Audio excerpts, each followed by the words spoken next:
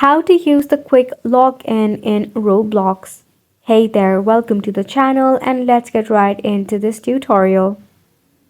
For a quick login into your Roblox, tap on the Roblox application or head over to www.roblox.com. Now since we already have an account, just click on the login button and you will see an interface like this. For a quick login, tap on Email Me or one-time code.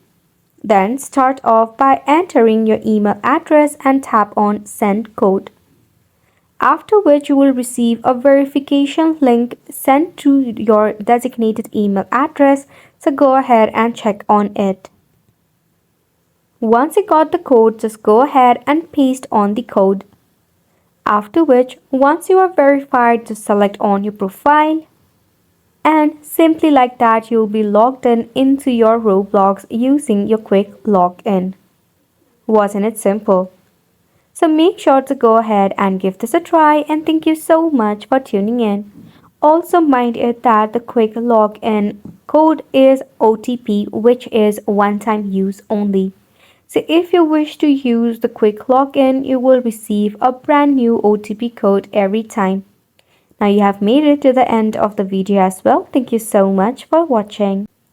Now you have made it to the end of the video as